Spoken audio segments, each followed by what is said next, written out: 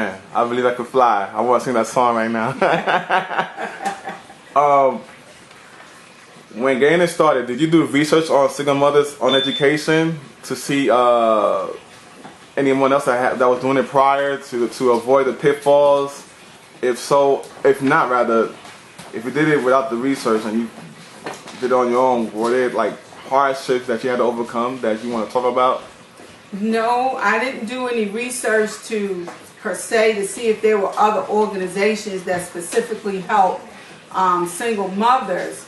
I do know there are organizations out there that help people achieve their dreams, or to help people to the next level so that they can move forward. But the pitfalls that I think you run through in starting anything is to get folk to buy in and support the endeavor that you're involved in. And I think we've had support, and then it would ease off, then we get some more support, then it would ease off. But I just believe that all things work together for good for those who love the Lord. So one day I do believe that we will be in one of the top organizations that support single mothers to achieve their dreams. You know, one thing I've noticed in my young life, I'm only like 20 years old, but everything takes time. Everything takes time, and you will get tested during that duration of that time to see what your commitment to whatever it is will be tested. And that goes with anything that you're doing, whether it's education, marriage, anything you're doing through life, even life itself, in the grand scheme of things, your life in general. So, you know, you got a lot of people who, man, I don't want to do this no more. I'm not talking about people who commit suicide. I'm talking about people who just say F it and just quit. I'm just gonna live a subpar life, or a mundane life, or I'm gonna live my life day to day, as opposed to someone who says, yo, you know what?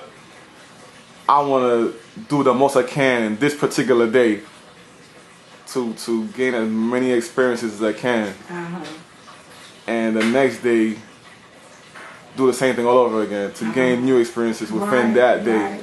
I think that's a difference between someone who's really living as opposed to someone who's just living. That's putting together the learning puzzle of life. That's what I consider it.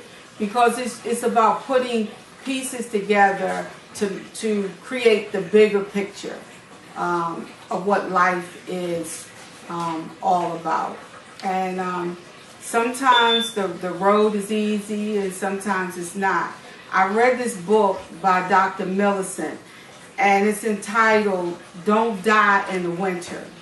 And I recommend that book for everyone to read, because when you read about the things that she went through, and she has one of the bigger churches in Philadelphia right now. Okay.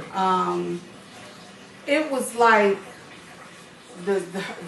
her spirit was jumping off the pages and energizing and getting you to see that God will never leave you nor forsake you.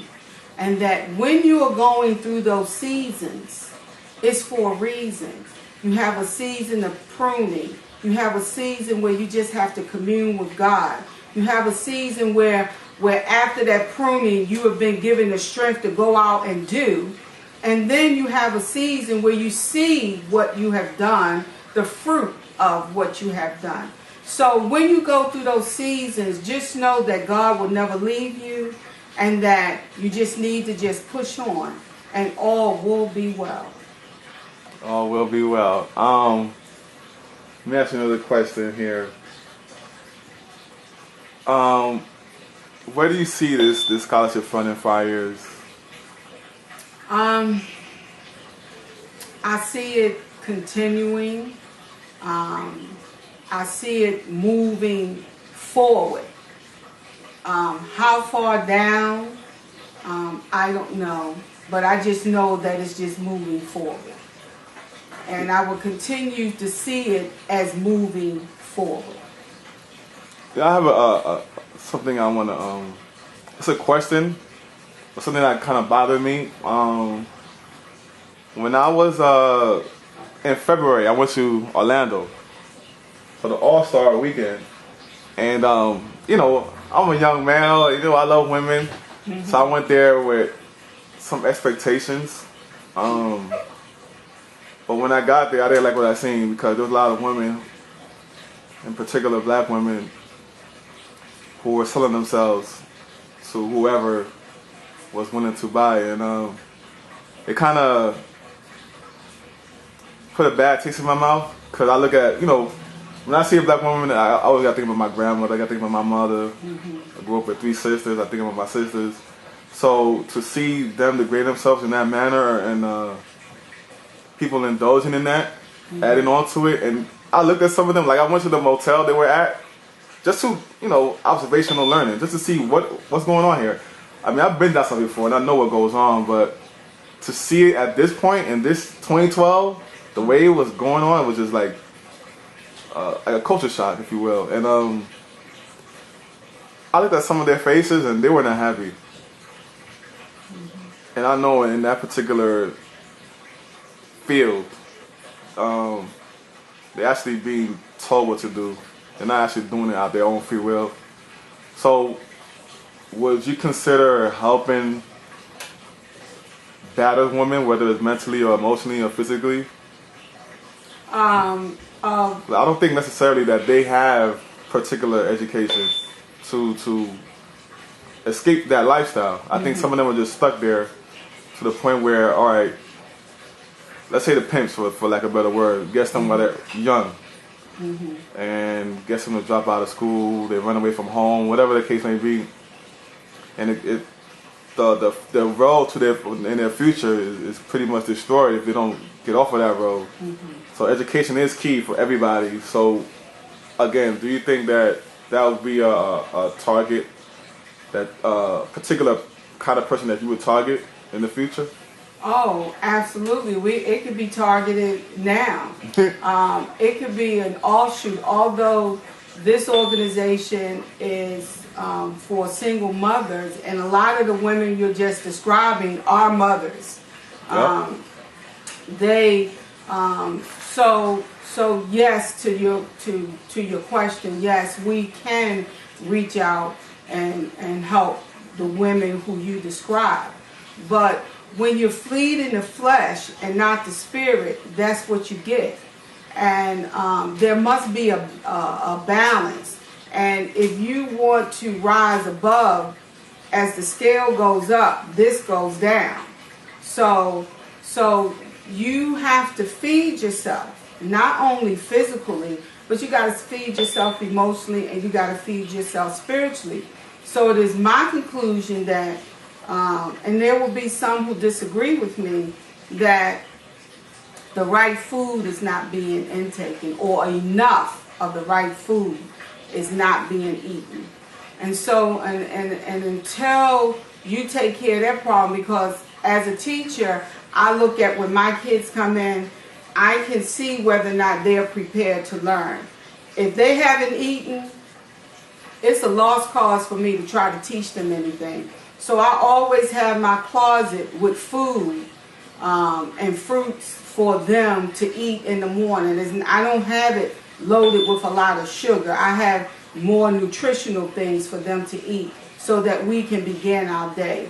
And those that come in who have eaten a lot of sugar, I have to give them time to calm that down. My lesson might go a different way, that includes more physical activity to try to burn off some of that energy that's not going to be conducive for the learning environment.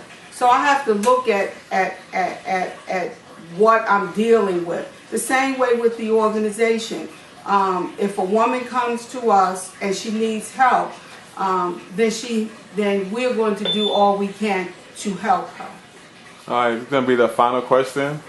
For someone who in a position where they can't reach you yet, you have any advice for those single mothers?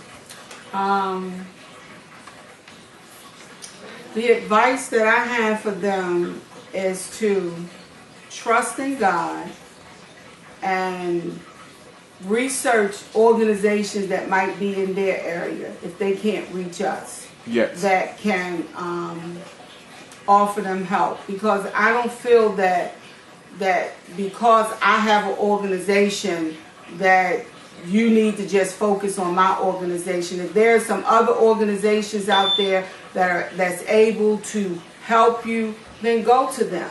We might be networking, so you just never know. And always think about networking and researching and finding out information that will help benefit you so that you can benefit someone else.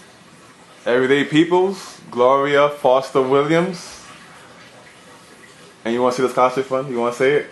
The Mamie Lee Scholarship Fund for Single Mothers. There you go. Check her out. Bye. Bye.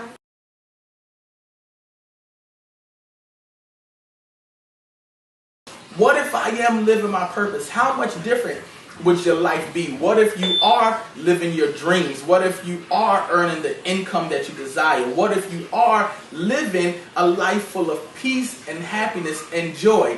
And what if you are living in drive? How much different would your life be? And think about this. What if you were living in fear? What if you were living a life full of procrastination? What if you were living a life, what if you were living someone else's dreams and running from your own dreams? What if you were living in park, reverse, and neutral? How much different would your life be? Or how much the same would your life be? What if I am?